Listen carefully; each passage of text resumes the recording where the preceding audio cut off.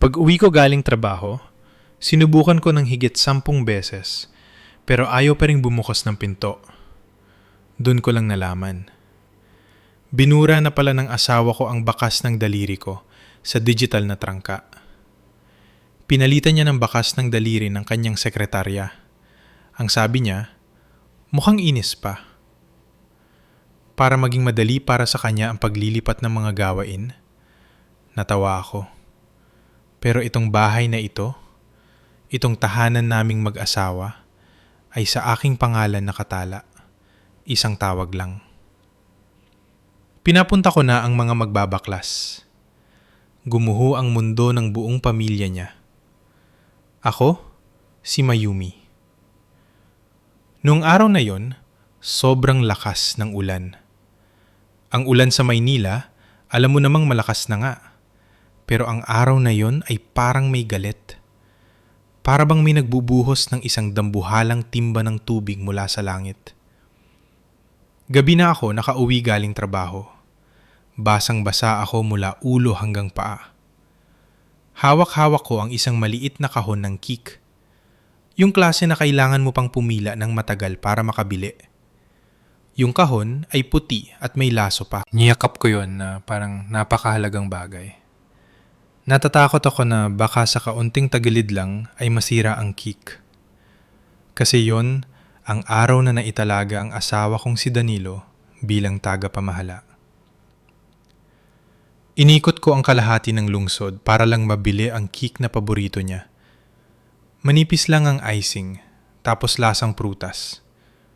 Naisip ko na ang mangyayari. Bubuksan niya ang pinto. Makikita niya akong basang-basa.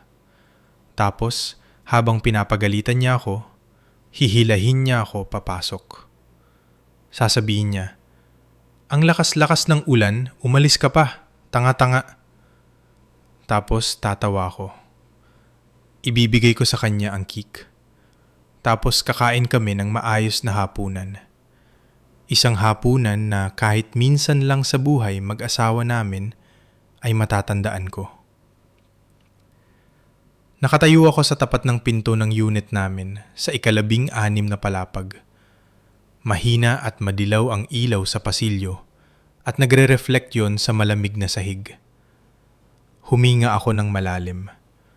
Sabi ko sa sarili ko, kaya mo ito, Mayumi.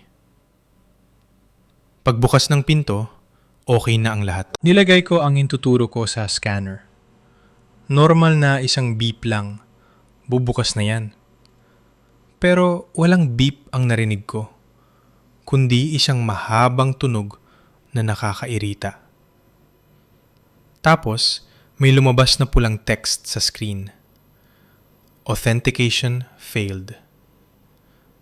Natigilan ako. Baka basa lang ang kamay ko, sabi ko sa isip ko. Pinunasan ko ng todo sa damit ko. Pinunasan ko hanggang sa parang namula na ang daliri ko. Sinubukan ko ulit. Pangalawang beses, authentication failed pa rin. Bumilis ang tibok ng puso ko. Pinalitan ko ng hinlalaki. Nag-flash ulit ang screen, pero sa pagkakataong ito, parang sinampal ako. User does not exist. User does not exist. Parang naging bato ako. 3 taon akong nakatira sa bahay na ito. Alam ko ang bawat gasgas sa pinto. Alam ko na kapag tumutunog ang lock ay dahil iyon sa bisagra na pinagawa ko dati. Paanong does not exist? Nagsimula akong kumatok. Mahina lang nung una, tapos palakas ng palakas. Danilo, buksan mo ang pinto. Sira yata ang lock. Ang katok ko ay umalingaw-ngaw sa tahimik na pasilyo. Nakakahiya. Parang sinasabi ko sa sarili ko na ang desperada ko. May narinig akong mga yapak sa loob. Pero iba, hindi yon ang mabilis na yapak ni Danilo kapag umuuwi galing trabaho. Mabagal. Relax lang. Parang yapak ng taong nasa sarili niyang bahay at hindi nagmamadali. Bumukas ang pinto. Handa na sana akong gumiti at humingi ng paumanhin sa ingay, pero nanigas ang ngiti ko. Ang nakatayo sa harap ko, hindi si Danilo, kundi isang babae. Maputi, mapula ang mga labi. Ang mga mata niya ay parang bagong gising. Ang nakpasikip sa dibdib ko, yung suot niya, yung pilak na sedang nightgown. Damit ko yun. Binili ko yun sa isang mamahaling tindahan ng mga likhang kamay. Yung seda, sobrang pino, malamig sa balat. Sobrang iningatan ko yun. Halos hindi ko isinusuot. Nakatago lang sa pinakaloob ng aparador. Tapos ngayon, suot-suot ng isang estranjero. Bukas pa ang kuwelyo. Hawak pa niya ang baso na paborito kong gamitin. Tiningnan niya ako mula ulo hanggang paa. Parang tingin sa isang delivery girl na naligaw ng address. Tapos nagtanong siya. Malambing ang boses pero may angas. Sino po sila? Narinig ko ang puso ko na parang piniga. Nanginginig ang boses ko dahil sa ulan at sa gulat. Sino ka? Bakit ka nandito sa bahay ko? Bakit suot mo ang damit ko? Kumunot ang noo niya na parang nagbiro ako. Uminom siya ng tubig tapos nagsalita ng kalmadong-kalmado. Bahay niyo po? Baka naligaw kayo. Bahay ito ni Kuya Danilo. Natigilan ako. Kuya Danilo. Ang tawag na yon, nanamlay ako hanggang buto. Tumingin siya sa Kik na hawak ko. Numuso siya. Kik, sa labas mo na lang iwan. Bakit kumatok ka pa? Ang ingay. Isasara na niya sana ang pinto. Pero ewan ko kung bakit bigla ko itong hinarang ng kamay ko. Siguro, yun ang likas na udyok ng isang babaeng itinutulak palabas ng sarili niyang buhay. Sabi ko, tawagin mo si Danilo. Umikot ang mata niya, halatang ines. Sumigaw siya papasok, pilit na pakut ang boses. Kuya Danilo, may tao dito sa labas. May sumagot mula sa loob, boses ng lalaki. Sino ba yan? Ang tagal mo naman. Ang boses na iyon, 3 taon kong narinig. 3 taon akong natulog sa tabi ng taong iyon. Pero ngayon, parang boses ng ibang tao. Malamig, malayo. Lumabas si Danilo, nakapambahay. May hawak pang hiniwang prutas. Pagkakita niya sa akin, hindi siya nagulat. Walang kahit anong bahid ng hiya. Inis lang, kumunot ang noo niya. Bakit ngayon ka lang umuwi? Hindi ako makapagsalita. Tinuro ko yung babae. Tinuro ko yung nightgown na suot niya. Pautal-utal ang boses ko. Naitalaga ka bilang tagapamahala ngayon. Bumili ako ng Kik. Pag uwi ko, binura mo yung fingerprint ko. May ibang tao sa loob na suot ang damit ko. Tapos, tatanungin mo ako kung bakit ngayon lang ako umuwi. Bumuntong hininga si Danilo. Parang ako pa, yung nanggugulo. Hinawakan niya yung braso ko. Hinila niya ako palabas sa pasilyo. Isinara niya ng malakas yung pinto. Iniwan niya yung babae sa loob, na parang siya yung tunay na may-ari ng bahay. Umulan pa rin. Malamig ang hangin sa pasilyo. Huminaho ng boses ni Danilo, pero mas nakakatakot yung kalmado niya. Bakit ka ba nagsisigaw, Mayumi? Kailangan niya ng tahimik. Tiningnan ko siya. Sino siya? Diretso siyang sumagot. Walang paligoy-ligoy. Si Bituin, yung bagong sekretarya. Kailangan niya kasing lumabas-masok para sa paglilipat ng mga gawain. Kaunti lang ang pwedeng isave na fingerprint sa lock. Kaya binura ko yun sa'yo para maidagdag yung sa kanya. Akala ko nabibingi ako. Natawa ko, pero yung tawa ko ay parang tunog ng nasasakal. Binura mo yung fingerprint ko para maidagdag yun sa kanya? Paano naman ako papasok sa sarili kong bahay? Nagkibit balikat si Danilo. Di kumatok ka. Nasa bahay ka lang naman palagi. Anong problema doon? Ang sinabi niya ay parang karayom na tumusok ng malalim. 3 taon kong binawasan ng trabaho ko para asikasuhin ang pagkain niya, ang bahay, para hindi siya ma-insecure. Sinubukan kong maging isang tahimik na asawa. Sinakripisyo ko pati yung mga bagay na dapat ay para sa akin. Tapos ngayon, ituturing niya akong parang isang bisita na abala. Sinubukan kong manatiling kalmado. Tinanong ko ang tanong na pinakakinatatakutan ko. Dito na ba siya titira? Tiningnan ako ni Danilo nang may pagkainis. Buntis siya. Huwag ka na kang gumawa ng gulo. Narinig ko ang salitang buntis na parang kulog. Nanlamig ang buong katawan ko. Tiningnan ko siya na parang isang estranger. Buntis? Sinasabi mong buntis siya? Parang nagbabasa lang ng ulat si Danilo. Oo, isang beses nalasing kami. Nagkamali. Pero ngayon may anak na kami. Kailangan kong panagutan. Kayo naman, 3 taon na tayong kasal pero wala pa rin. Iniwan niyang bitin. Pero naintindihan ko ang wala pa rin na yon. Yun ang tatak na baog na laging sinasabi sa akin ng pamilya niya tuwing may kainan. Naggagatlabi ako hanggang sa magdugo. Kaya binura mo ang fingerprint ko? Tumango si Danilo, parang normal na normal lang. Oo, intindihin mo na lang. Huwag mo na akong pahirapan. Eksaktong bumukas ulit ang pinto. Sumilip si Bituin. Ang boses niya ay sobrang tamis. Kuya Danilo, sabi ni Aling Tessie, pumasok ka na raw. Inumin mo na raw ang mainit na sabaw. Mainit pa. Tapos, isang matandang babae ang lumitaw sa likod niya. Ang biyenan ko, si Aling Tessie. May hawak siyang isang mangkok ng sabaw. Tiningnan ako ni Aling Tessie na parang basura na dumikit sa pinto. Numisi siya.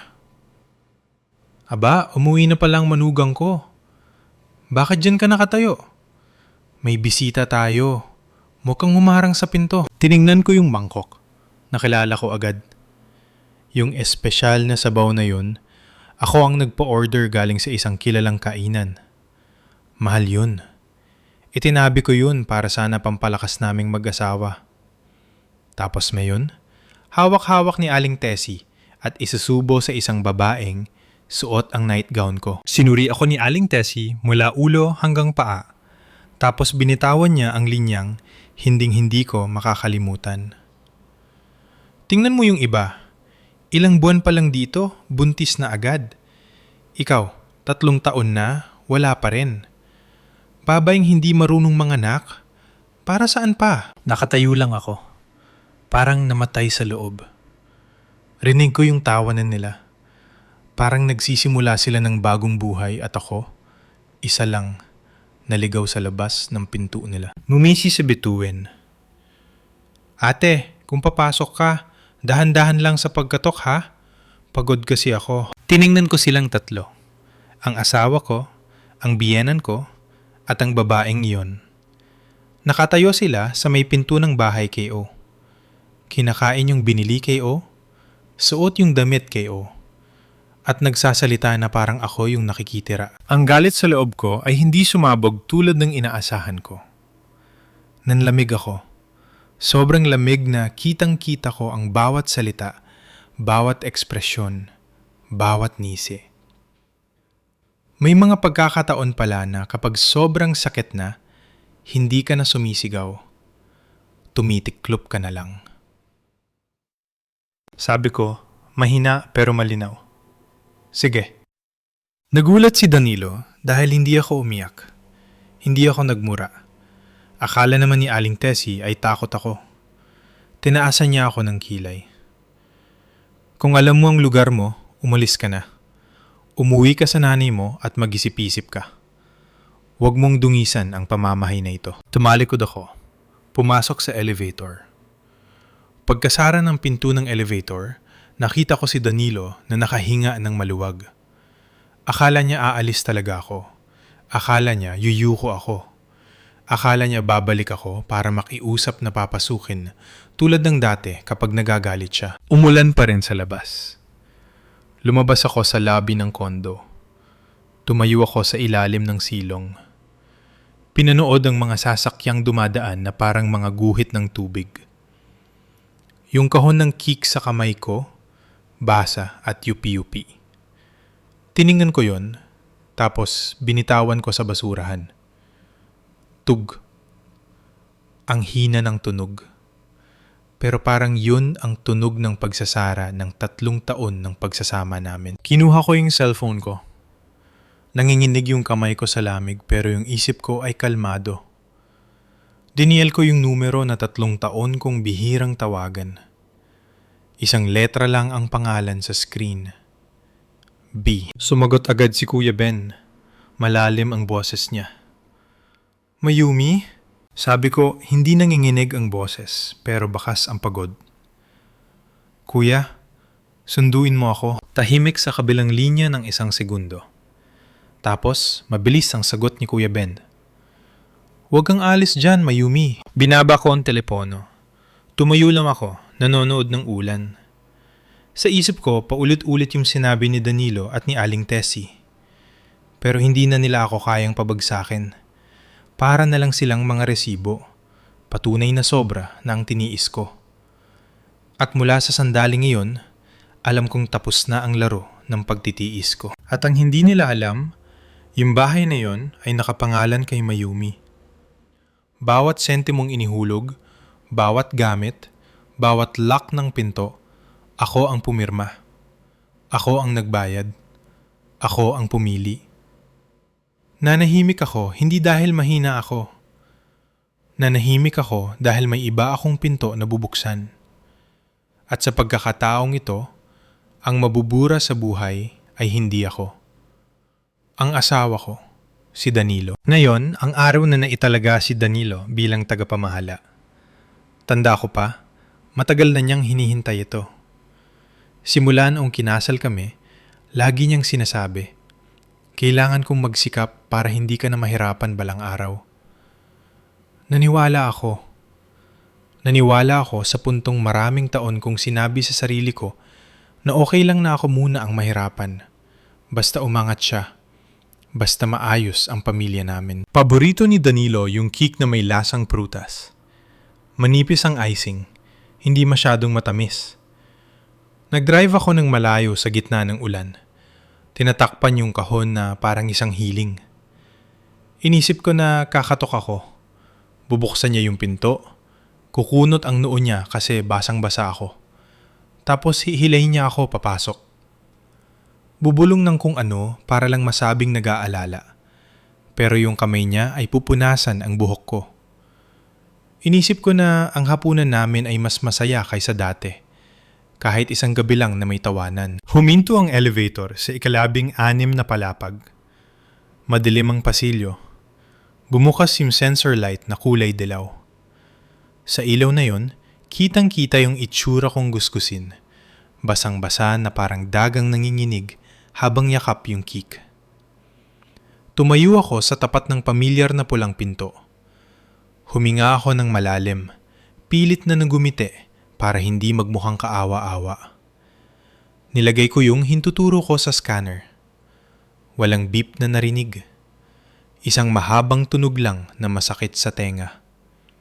Tapos, lumabas yung pulang text. Authentication failed. Natigilan ako. Baka basa lang, naisip ko. Pinunasan ko ng mariin sa damit ko hanggang sa parang magasgas yung daliri ko. Inilagay ko ulit. Authentication failed pa rin. Bumilis ang tibok ng puso ko. Pinalitan ko ng hinlalaki. Yun backup finger ko. Sa pagkakataong ito, ibang text na lumabas. Nanlamig ako. User does not exist. Napatulala ako. Anong does not exist? 3 taon na akong nakatira dito. Alam ko ang bawat tunog ng bisagra, bawat gasgas sa doorknob. Naalala ko pa nung ikinakabit yung lock na ito, katabi ko pa yung nagkabit. Tinanong ko lahat ng functions kasi gusto kong maging ligtas ang bahay na ito. Kumatok ako. Mahina lang nung una, tapos palakas ng palakas. Danilo, buksan mo yung pinto. Sira yata yung lock. Ang katok ko ay umalingaw sa tahimik na pasilyo. Nakakahiya. Kumatok ako ulit, hinihingal na sa kaba. May narinig akong yapak sa loob pero hindi nagmamadali. Mabagal, parang nasa sarili niyang bahay. Bumukas yung pinto. Handa na sana akong ngumiti pero nanigas yung ngiti ko. Hindi si Danilo ang nasa harap ko. Isang batang babae. Maganda, mukhang bagong gising. Pero ang nagpasikip sa dibdib ko ay yung pilak na sedang nightgown na suot niya. Damit ko yun. Binili ko yun noong nag-business trip ako. Pinong-pino. Sobrang iningatan ko yun. Nakatago lang. Tapos ngayon, suot-suot niya. Parang sa kanya talaga. Hawak pa niya yung paborito kong baso. Sumandal siya sa pinto. Tiningnan ako mula ulo hanggang paa na parang naistorbo. Sino po sila? Narinig ko yung tibok ng puso ko. Pinilit kong magsalita ng normal pero nanginginig pa rin. Sino ka? Bakit ka nandito sa bahay ko? Bakit suot mo ang damit ko? Kumunot ang noo niya na parang nag-joke ako. Uminom siya ng tubig. Bahay niyo po? Naligaw yata kayo. Bahay ito ni Kuya Danilo. Tumingin siya sa cake. Cake? Iwan mo na lang dyan. Ang ingay mo kumatok, abala. Isasara na niya sana yung pinto, pero bigla kong hinarang ang kamay ko. Malamig yung kamay ko pero matatag. Tawagin mo si Danilo, sabi ko. Bawat salita, parang kinakagat. Tapos sumigaw siya papasok. Kuya Danilo, may tao dito sa labas. Sumagot yung pamilyar na boses mula sa loob. Sino ba yan? Ang tagal mo naman. Ilang sandali, lumabas si Danilo. Nakapambahay, may hawak na prutas. Tiningnan niya ako. Hindi nagulat, hindi nahiya. Walang guilt. Inis lang. Bakit ngayon ka lang? Akala ko sisigaw ako pero hindi. Nanuyo yung lalamunan ko. Tinuro ko yung babae, yung nightgown. Pautal-utal ako. Na-promote ka. Bumili ako ng cake. Pag uwi ko, ayaw gumana ng fingerprint. May ibang tao sa bahay na suot ang damit ko. Tapos, tatanungin mo ako kung bakit na yun lang ako. Bumuntong hininga si Danilo. Parang ako pa yung problema. Hinawakan niya yung braso ko, hinila ako palabas sa pasilyo. Muntik na akong madulas. Isinara niya ng malakas ang pinto. Huminahon yung boses niya pero malamig. Bakit ka ba nanggugulo? Kailangan ng tao sa loob ng tahimik. Sino yung tao sa loob? Tanong ko. Si Bituin, yung bagong sekretarya. Sagot niya, natural lang. Kailangan niyang lumabas-masok. Kaunti lang yung fingerprint na kaya ng lock. Kaya binura ko yung sayo para maidagdag yung sa kanya. Bawat salita niya ay parang gunting. Paano naman ako? Mahina akong tanong. Nagkibit balikat siya. Di kumatok ka. Ano bang problema doon? Ano bang problema doon? Ang katlong salitang yon ay parang takib sa kabaong ng lahat ng tiniis ko. Pinilit kong manatiling kalmado. Dito na ba siya titira? Tiningnan ako ni Danilo tapos sumagot. Oo, buntis siya. Huwag ka nang gumawa ng gulo. Buntis. Nahilo ako. Umihip ang hangin sa pasilyo. Nanginginig ako. Tiningnan ko si Danilo, ang lalaking tinawag kong asawa. Buntis sa'yo? Halos pabulong kong tanong.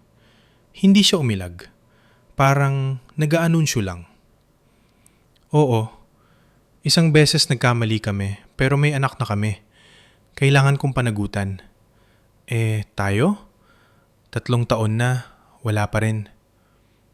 Iniwan niyang bitin, pero sapat na para maintindihan ko. Sinasabi niyang kasalanan ko. Nagkagatlabi ako.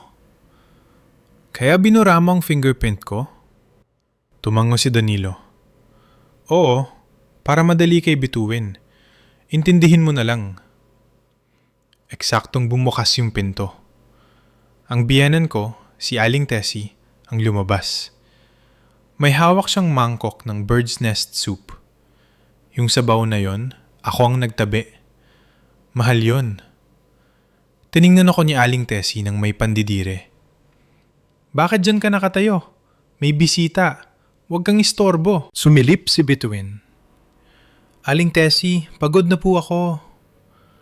Nilingon siya ni Aling Tessie at nagumiti. Oo, iha. Nadaling ko na ito sa loob. Kailangan nung magpalakas para sa apo ko. Apo ko? Para akong tinanggalan ng pagkatao. Humarap ulit sa akin si Aling Tessie at binitawan ang linyang parang asin sa sugat. Tingnan mo yung iba. Ilang buwan pa lang dito, buntis na. Ikaw? 3 taon na, wala pa rin. Babaeng hindi marunong manganak. Para saan pa? Hindi ako umiyak. Sabi ko, mahina pero malinaw. Sige. Numisi si Bituin. Ate, kung papasok ka, dahan-dahan lang sa paggatok ha. Kailangan ko magpahinga. Tiningnan ko sila. Nasa loob sila ng bahay KO. Ginagamit ang mga gamit KO. Tumanggu ako at tumalikod. Pumasok ako sa elevator. Bumaba ako sa lobby. Umuulan pa rin. Yung kahon ng cake, yupi-yupi na. Binitawan ko ito sa basurahan. Tug. Kinuha ko yung cellphone ko, tinawagan ko si Kuya Ben. Kuya, sunduin mo ako. Matatag yung boses ni Kuya Ben. Huwag kang alis dyan, papunta na ako. Sa isip ko, biglang luminaw ang lahat. Yung kondo, sa papel ay sa akin nakapangalan. Bawat hulog, bawat gamit, bawat lock, ako ang pumirma. Ako ang nagbayad.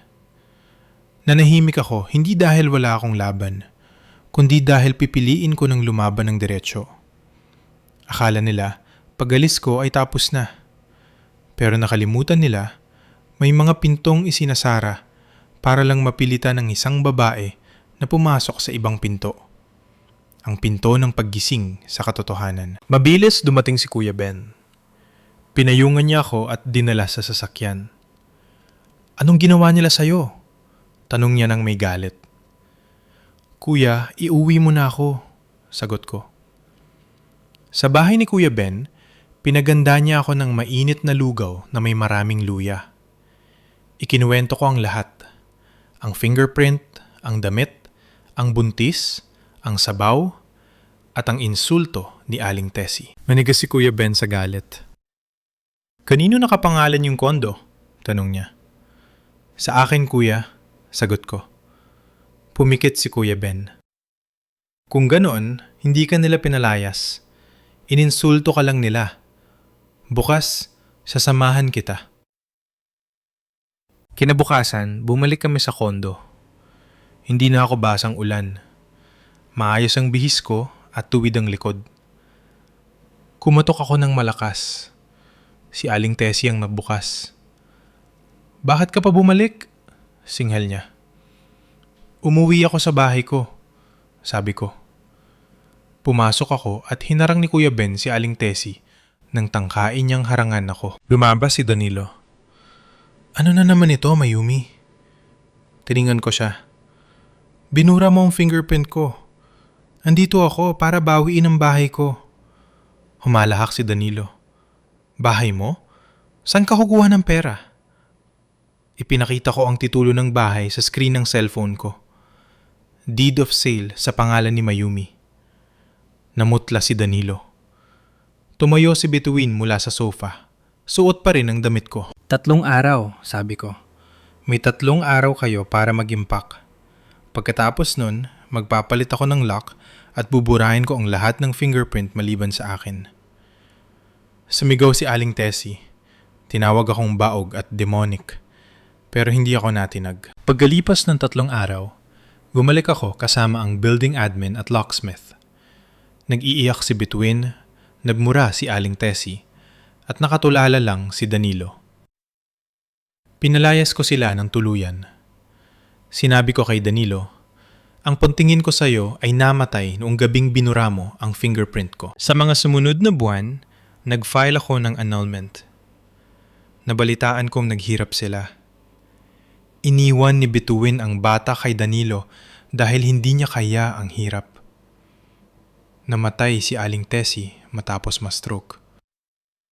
Si Danilo ay nauwi sa pagiging construction worker at kalaunan ay dinala sa mental hospital dahil sa depresyon. Hindi ako nagiganti ng marahas. Hinayaan ko lang na anihin nila ang itinanim nila. Ngayon, kasama ko si Kuya Ben at ang ampon naming anak na si Pag-asa. Hindi ako nanalo sa paraang madugo, kundi nanalo ako dahil pinili ko ang sarili ko. Isinara ko ang pinto sa nakaraan at binuksan ang pinto para sa bagong simula.